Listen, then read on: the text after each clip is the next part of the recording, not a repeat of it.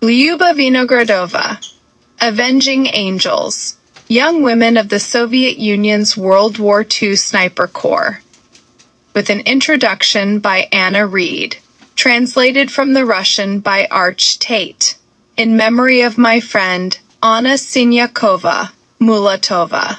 Introduction. Anna Reed.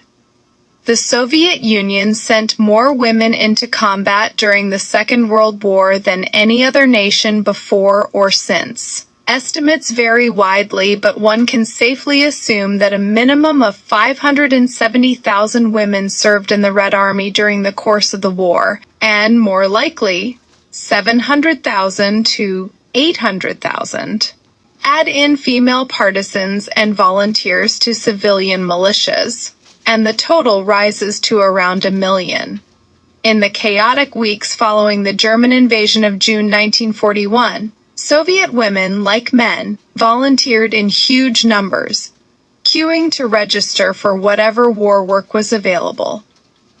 Though an estimated 20,000 were able to join up immediately, simply by personally approaching local commanders, the majority were initially channeled into factory or civil defense work. Full-scale conscription of women into the military did not begin until March 1942, to make up for enormous losses suffered during the initial German blitzkrieg and the defenses of Moscow and Leningrad. By 1943, however, women were fully integrated into all services. Most acted in relatively traditional roles as nurses, secretaries, drivers, telephonists, signalers, mechanics, and cooks. But a substantial minority took up arms as anti-aircraft and machine gunners, sappers, scouts, bomber and fighter pilots and aircrew, snipers, tank crew, and ordinary infantry. They won promotion as the war progressed, so that by 1945 female platoon, company, and even battalion commanders were common enough to attract little comment. Nowhere else did women fight in anything like these numbers, if at all. In Britain, though, over 500,000 women wore uniform. The only ones allowed actually to operate weapons were 56,000 ACAC girls who manned mixed-sex anti-aircraft batteries from the summer of 1941 onwards. Though the girls quickly proved their worth, they met with considerable official opposition and remained symbolically banned from triggering their guns' firing mechanisms. Prompted by the British example, America secretly trained 395 female anti-aircraft gunners from December 1942.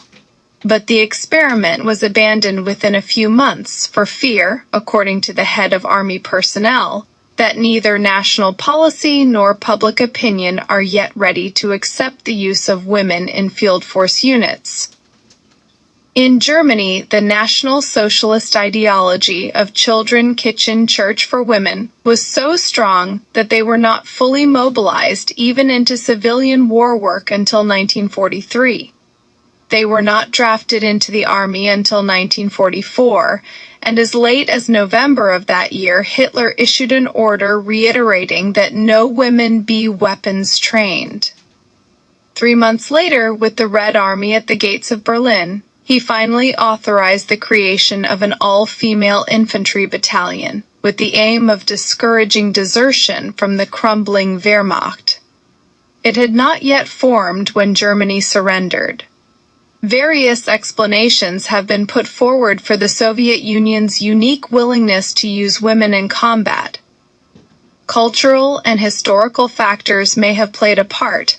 The long roll call of female revolutionaries under the last two czars, the tens of thousands of women who served on the Bolshevik side during the Russian Civil War, the Soviet constitutions, theoretical embrace of sexual equality.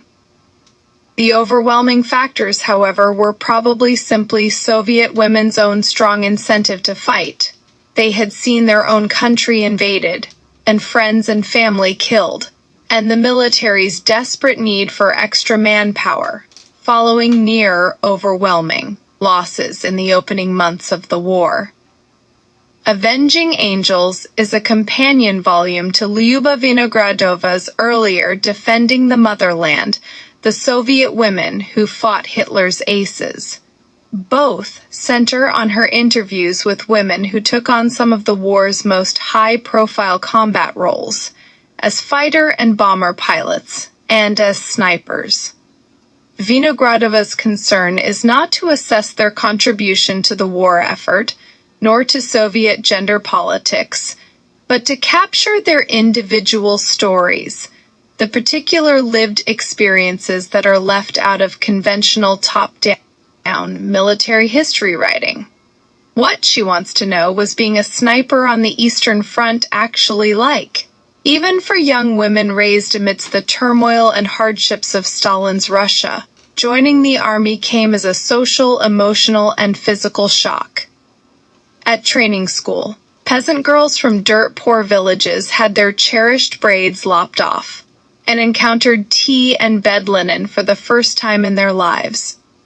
Gently raised students from Moscow's conservatoire found themselves taking orders from illiterate Tatar shepherds. Once at the front, they had to learn to deal not only with enemy fire, but with cold, gnawing hunger, lice, oversized boots, rudimentary sanitation, and sexual assaults by drunken male officers.